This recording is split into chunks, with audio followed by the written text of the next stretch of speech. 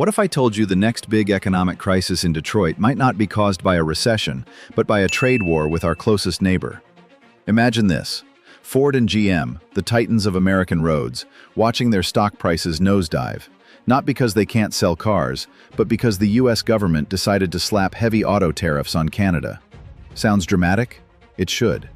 Canada isn't just America's friendly neighbor with maple syrup and hockey. It's also the second largest exporter of auto parts to the U.S., a crucial cog in the supply chain that keeps our factories running and our dealerships stocked. Push too hard, and that cog could snap. In the short term, prices could spike, jobs could be lost, and assembly lines could grind to a halt.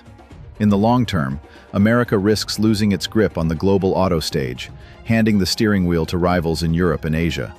And here's the kicker. History tells us that when you weaponize tariffs against your biggest partners, you often end up shooting yourself in the foot, or in this case, slashing your own tires. Stay with me until the end, because we're going to uncover how a single trade policy decision could ripple from Washington to Wall Street, from the showroom floor to your own driveway, and why Ford and GM might be in for the ride of their lives. Context. To understand the stakes, we first need to zoom out and see the full picture of America's auto industry and its relationship with Canada. The United States is not just a car market, it's one of the largest automotive production hubs in the world, churning out more than 10 million vehicles annually. Detroit, Michigan may be the spiritual home of the American car, but the reality is far more interconnected. Canada, just across the border, isn't a casual trade partner, it's a deeply integrated part of the U.S. auto supply chain. According to the U.S. Department of Commerce, over $25 billion in auto parts and vehicles cross the U.S.-Canada border each year. We're not talking about finished cars simply being imported. We're talking about a shared production ecosystem where parts cross the border multiple times before a car is even complete. A brake assembly might be manufactured in Ontario, shipped to Michigan for installation, sent back to Canada for further work, and then returned to the U.S. for final assembly. It's a cross-border dance choreographed over decades, with NAFTA and later USMCA acting as the rulebook. That's why any disruption doesn't just hurt Canada, it ricochets straight back into American factories, dealers, and consumers. Right now, the U.S. government is flirting with the idea of imposing steep tariffs, potentially up to 25%, on Canadian autos and auto parts. Officially, the justification is to protect American jobs and encourage domestic manufacturing. In political speeches, it sounds like a rallying cry for patriotism. But in boardrooms and factory floors, it sounds like a disaster in the making. Why? Because the U.S. auto industry isn't set up to replace Canadian supply overnight. Retooling factories, finding alternative suppliers, and absorbing the cost of higher-priced domestic parts takes years, not weeks. In the meantime, automakers like Ford and GM would either have to eat the costs, slashing their profit margins, or pass them on to consumers, slowing sales. Neither option is good for shareholders. Let's put numbers on it. Analysts estimate that a 25% tariff could raise the cost of an average car by $1,000 to $3,000. Multiply that by millions of vehicles sold each year, and you're looking at billions in extra costs hitting consumers' wallets. For automakers already juggling EV investments, union wage negotiations, and global competition, this is the equivalent of pouring sugar into a gas tank. It might run for a while, but it's going to break down. And here's where the market comes in. Ford and GM stocks are hypersensitive to cost shocks and trade disputes. A single tariff announcement can send shares sliding in hours. With U.S.-Canada trade so tightly bound, investors know that escalating tariffs could mean production delays, slimmer margins, and ultimately, weaker earnings reports. In short, the U.S.-Canada auto relationship isn't a casual handshake, it's a welded joint. And right now, Washington is reaching for a hacksaw. The misstep. On paper, the idea sounds simple. Slap tariffs on Canadian autos and parts, and suddenly, American factories will roar back to life, creating jobs and boosting domestic output. In reality, it's the economic equivalent of trying to fix a sophisticated engine with a sledgehammer. The misstep here isn't just the tariff itself. It's the fundamental misunderstanding of how the modern auto industry works. Politicians pitching this policy seem to imagine a 1950s America, where every part of a Ford or GM vehicle was made in Dearborn or Detroit. But today's auto production is a finely tuned, internationally integrated supply chain. Break one link, especially one as critical as Canada, and the whole chain seizes up. The proposed tariff, rumored to be as high as 25%, would instantly jack up costs for automakers. Ford, for instance, sources everything from engines to transmissions from Canadian plants. GM relies on Canadian-made components for popular models like the Chevy Silverado. These aren't luxury extras. They're mission-critical parts without which production lines grind to a halt. Industry analysts warn that such tariffs would trigger price shockwaves across the market. If automakers pass the extra costs on to consumers, average vehicle prices could rise by thousands of dollars. If they absorb the costs instead, profit margins would shrink, sending a chill through Wall Street and eroding investor confidence. Either way, Ford and GM shareholders lose. From a trade relations standpoint, it's an even riskier gamble. Canada is not China. It's America's closest ally, bound by USMCA trade agreements that were supposed to stabilize cross-border commerce. Imposing steep tariffs on such a partner risks retaliatory measures. Ottawa has already hinted that if Washington pulls the trigger, Canada will respond in kind, potentially targeting U.S. agricultural exports, steel, and even U.S.-made vehicles sold in Canada. And let's not forget the political optics north of the border. Tariffs would be seen not as tough bargaining, but as betrayal. Canadian politicians, regardless of party, would have no choice but to push back hard to save face domestically. That's not a trade war you win by default. It's one you escalate until both sides are bleeding. Financial markets have seen this movie before. In the 2018-2019 U.S.-China trade war, mere tariff threats triggered billions in stock market value to evaporate in days. Automaker shares swung wildly as investors tried to calculate the fallout.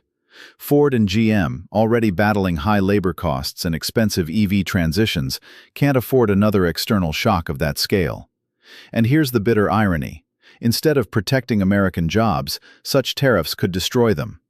If production slows due to higher costs or supply shortages, the first casualties will be American assembly workers facing reduced shifts or temporary layoffs. Protecting the industry by hurting its own workforce? That's a political ad waiting to happen. In short, the tariff plan is less a strategic maneuver and more a self-inflicted wound. The White House might frame it as defending Main Street, but the fallout will land just as hard, if not harder, on America's own factory floors and trading floors. Lessons from history. This isn't the first time America has used tariffs as a blunt instrument, and history has a nasty habit of reminding us that such moves rarely end the way policymakers hope. Two examples stand out like flashing warning lights on a dashboard: the Smoot-Hawley Tariff Act of 1930 and the U.S.-China trade war of 2018 to 2019. Let's start with the 1930s. Facing an economic downturn, Congress passed the Smoot-Hawley Tariff Act, slapping steep duties on thousands of imported goods to protect American farmers and manufacturers. The result? Other countries retaliated. U.S. exports collapsed, global trade shrank by nearly 2/3, and the Great Depression deepened. Instead of safeguarding jobs, the policy helped wipe them out. Economists still cite Smoot-Hawley as a textbook case of how protectionism can backfire catastrophically. Fast forward to 2018.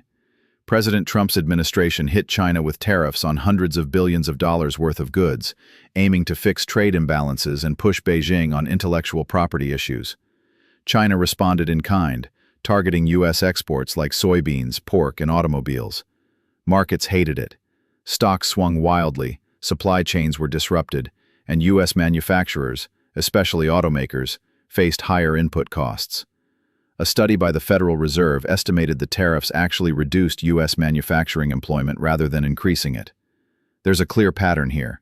When the U.S. imposes broad, aggressive tariffs, the targeted country almost always retaliates. And when that country is a major trade partner, whether it's China in 2018 or Canada today, the blowback is swift and painful. The protection often ends up looking more like economic self-sabotage. For the auto sector, the parallels are even sharper. During the U.S.-China tariff fight, American automakers saw costs jump and sales in China slump. GM's China sales, for example, fell sharply in 2019, dragging down its overall revenue. Meanwhile, input costs for steel and aluminum, both tariffed products, spiked, squeezing margins further. Investors punished the stocks accordingly. Ford and GM shares dropped double digits during the height of the dispute. Now swap China for Canada. The geography changes, but the dynamics are eerily similar. Canada is a top-tier export market for U.S.-made vehicles and a critical supplier of parts. Retaliation from Ottawa could hammer U.S. agricultural exports and even restrict U.S.-built vehicles entering Canada, a market worth billions annually. Just like in 2018, costs would rise, sales would fall, and the very companies the tariffs were supposed to help would be left scrambling. And here's the kicker. In both historical cases, the damage wasn't limited to the targeted industries. Tariffs acted like a tax hike on the entire economy, raising prices for consumers and businesses alike. The pain rippled outward, hurting small businesses, farmers, retailers, and workers far beyond the original policy scope. History's verdict is clear. Tariffs on key trading partners rarely deliver the promised benefits, and they often trigger a chain reaction that leaves everyone worse off. Ignoring that lesson now would be like ignoring your check engine light while flooring it down the highway. You might keep going for a while, but you're courting a breakdown that could have been avoided. If the U.S. moves forward with steep auto tariffs on Canada, the short-term and long-term consequences will be more than just economic numbers on a spreadsheet. They'll be felt in assembly plants, on dealership lots, and in stock portfolios across the country. Short-term, 6 to 12 months. The first shock would hit production lines. With Canadian-made parts facing a 25% price hike overnight, automakers like Ford and GM would be forced to make quick, painful decisions. Either they absorb the costs, slashing their margins, or pass them to consumers, risking a slowdown in sales. Some models could see price tags jump by $1,000 to $3,000, according to industry estimates. Production delays would likely follow. Many U.S. plants rely on just-in-time delivery from Canadian suppliers. Tariffs would disrupt that flow, leading to bottlenecks. Even a few days of halted assembly can cost automakers millions. Workers, especially in border state plants, could face reduced shifts or temporary layoffs. On Wall Street, analysts wouldn't wait for quarterly earnings to act. Ford and GM stocks are notoriously sensitive to trade policy headlines. A credible tariff threat could shave billions off their market caps in days. For investors already wary about the company's expensive EV transitions and competitive pressures from Tesla, Toyota, and foreign automakers, this would be another reason to sell. Long-term, 3 to 5 years. If the tariffs remain, supply chains would be forced to reorganize, but that's easier said than done. Building new domestic parts manufacturing capacity takes years and billions in investment. In the meantime, automakers might shift more production offshore to sidestep tariffs entirely, ironically exporting jobs that the tariffs were meant to protect. Canada, meanwhile, would not sit idle. Ottawa could impose counter-tariffs on U.S. goods, especially agricultural exports and industrial equipment, hurting other sectors of the American economy. Trade tensions could sour the broader U.S.-Canada relationship, making future cooperation on energy, defense, and climate initiatives more difficult. Global competitors would pounce. While U.S. and Canadian automakers fight a costly tariff war, European, Japanese, and Korean brands could capture market share in both countries. That could erode the North American auto industry's dominance for a generation. From an investor standpoint, prolonged tariffs could push Ford and GM into a cycle of weaker earnings, reduced dividends, and diminished R&D budgets. That, in turn, would slow their EV innovation at a time when the global market is racing ahead, risking a replay of the early 2000s, when foreign automakers surged while U.S. giants stumbled. The bigger picture. Beyond cars, this policy could send a chilling signal to global markets that even America's closest allies are fair game for trade aggression. That uncertainty raises the risk premium for doing business in the U.S., potentially dampening foreign investment and strengthening the case for diversifying supply chains away from America. The bottom line?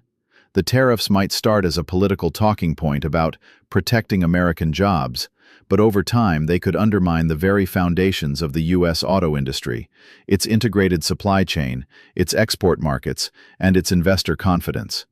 It's the kind of protectionism that doesn't just guard the fort, it burns down parts of it in the process. The ripple effect. When Washington and Ottawa go head-to-head over autos, the tremors don't stop at the border.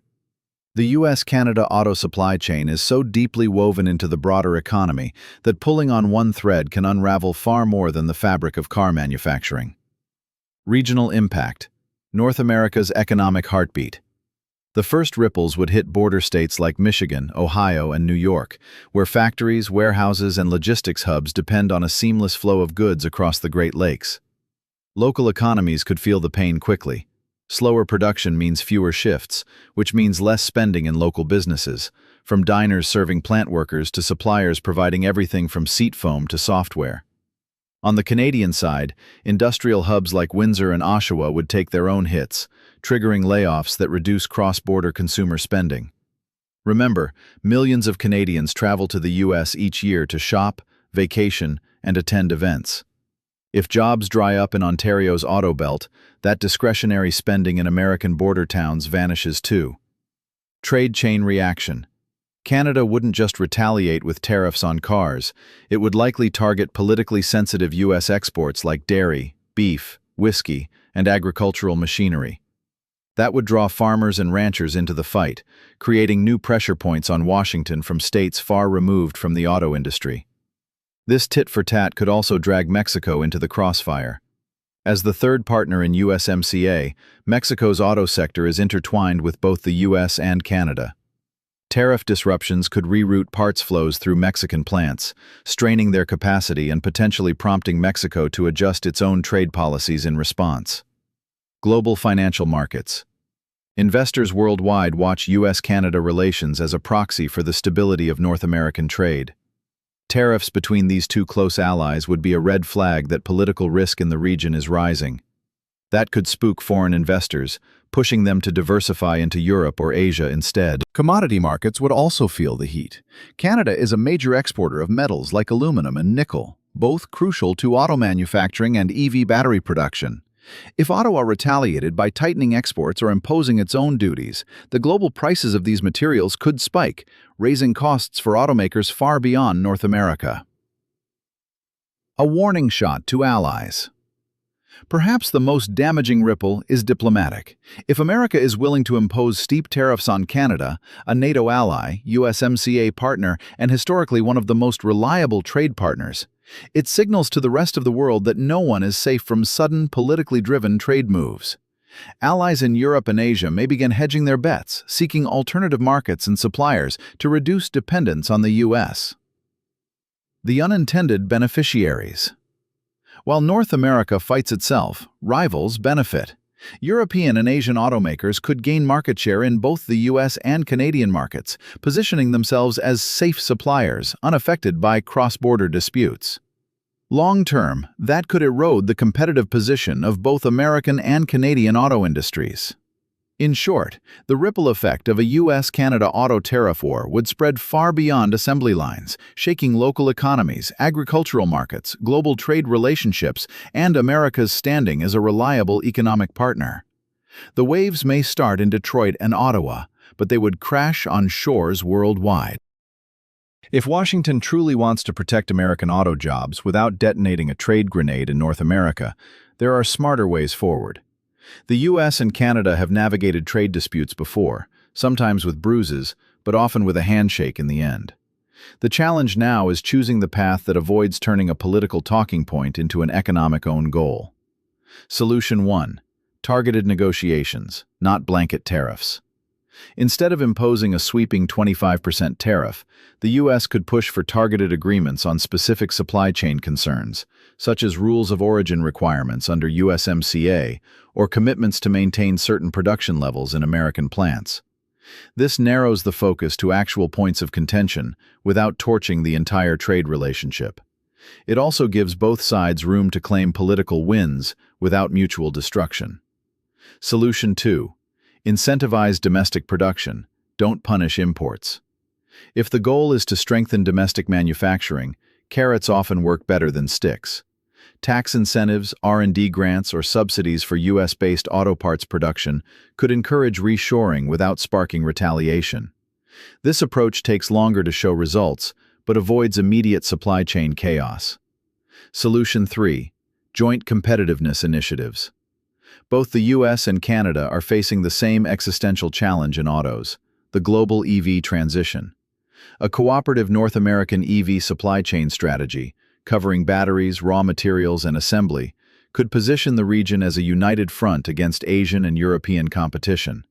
A tariff war would do the exact opposite. Now, let's map out 3 possible scenarios if Washington stays or strays from the edge of the cliff. Best case scenario. The tariff threat is used purely as leverage. Intense negotiations produce a compromise. Canada agrees to some U.S. demands on supply sourcing, and tariffs are shelved. Markets breathe a sigh of relief. Ford and GM stocks rebound. U.S.-Canada relations remain intact, and both countries focus on competing globally, not fighting locally. Middle ground scenario. Tariffs are imposed, but at a lower rate, say 5 to 10%, coupled with a clear timetable for review. This creates short-term disruption and market jitters, but the damage is contained. Supply chains adjust slowly, and retaliatory measures are limited. Still, investor confidence takes a hit, and the trust account in U.S.-Canada relations is partially depleted. Worst-case scenario. Washington goes all in with a 25% tariff. Ottawa retaliates with tariffs on U.S. autos, agriculture, and industrial goods. The dispute drags on for years. Production costs soar, car prices spike, and both Ford and GM see stock prices slump as profits erode. Layoffs hit American and Canadian auto workers alike. Meanwhile, Toyota, Hyundai, Volkswagen, and others scoop up market share. The political fallout? A souring of one of America's most important alliances. The reality check. The auto industry's cross-border integration means there's no win in an all-out tariff fight between the U.S. and Canada, only degrees of loss. The smartest move isn't to win the war, but to avoid starting it in the first place. Tariffs on Canadian autos might sound like a bold, decisive move to protect American jobs, but in reality, it's like playing chicken with a mirror. Whatever damage we inflict on Canada will ricochet straight back into our own factories, wallets, and investment portfolios. We've seen this story before. From Smoot-Hawley in the 1930s to the U.S.-China trade war just a few years ago, aggressive tariffs on major trade partners almost always spark retaliation, disrupt supply chains, and leave both sides worse off. And this time, the stakes are even higher because the U.S. and Canada don't just trade, they build together. Every vehicle rolling off an assembly line in Detroit or Windsor is a testament to decades of shared production, shared jobs, and shared prosperity. Ford and GM are already balancing on a tightrope, investing billions in electric vehicles, navigating competitive pressures, and facing skeptical investors. A tariff war with Canada wouldn't be a helping hand, it would be a shove toward the edge. So the question isn't whether we can win a trade fight with Canada, it's whether we're willing to lose together. The smarter path is negotiation, cooperation, and investing in our own competitiveness, not taxing the lifeblood of our most important industries. If you've stuck with me this far, you know the real cost of this policy isn't measured just in dollars. It's measured in jobs, trust, and the strength of one of America's closest alliances. What do you think? Are these tariffs a necessary tough love move or a dangerous self-inflicted wound? Drop your thoughts in the comments. And if you found this breakdown eye-opening, hit that like button, share it with someone who needs to understand the stakes, and subscribe for more deep dives into the drama shaping our global economy. Because the road ahead is bumpy, and we're just getting started.